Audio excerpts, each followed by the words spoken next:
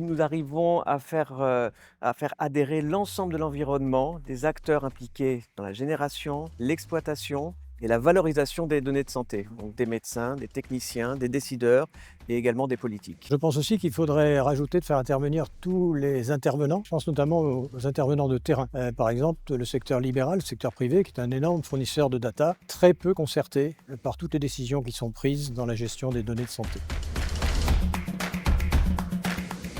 Le SNDS, bon, effectivement, c'est une masse de données considérable. Elle est insuffisante parce qu'elle est essentiellement administrative. Il faut absolument la parier à d'autres bases de données. Pour que ça devienne un trésor pour la science, il faut en effet ajouter des données médicalisées.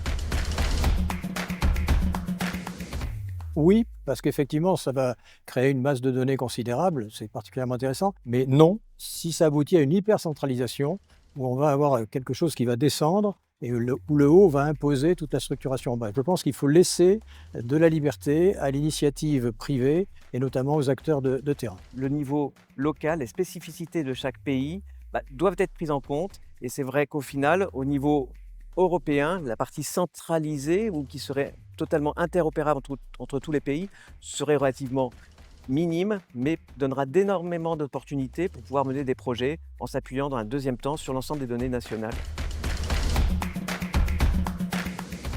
C'est plus simple parce qu'on commence à constater un assouplissement. Malgré tout, il reste d'énormes contraintes administratives, d'énormes contraintes éthiques qui sont nécessaires. Mais je pense que c'est un point qui peut être bloquant, notamment dans la recherche. C'est plus simple parce qu'il y a clairement une meilleure maîtrise de tout l'environnement réglementaire par les acteurs qui sont aujourd'hui impliqués, utilisateurs de ces données. Aussi, parallèlement, il y a de plus en plus d'acteurs qui ne sont pas forcément tous au même niveau de connaissances, de compétences. Et régulièrement, on est confronté à des acteurs qui disent « je vais renoncer à mon projet, je trouve que le sujet administratif et réglementaire est trop lourd pour mon projet ».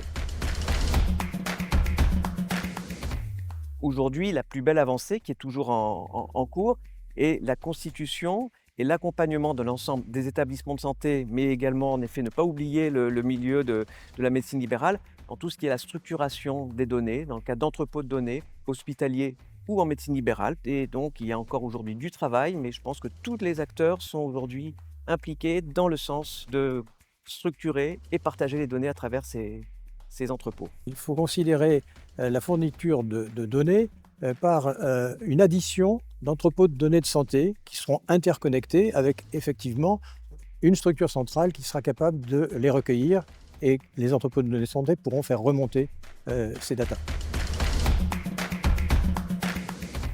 Simplifier les problématiques administratives, mais je pense qu'il faut aller plus loin. Ce qui serait fabuleux, c'est de faire comprendre aux patients, leur donner envie de participer et de donner leurs données. Et je pense que ça, pour moi, ça serait très important. Simplification, transparence et notamment de la partie cadre réglementaire.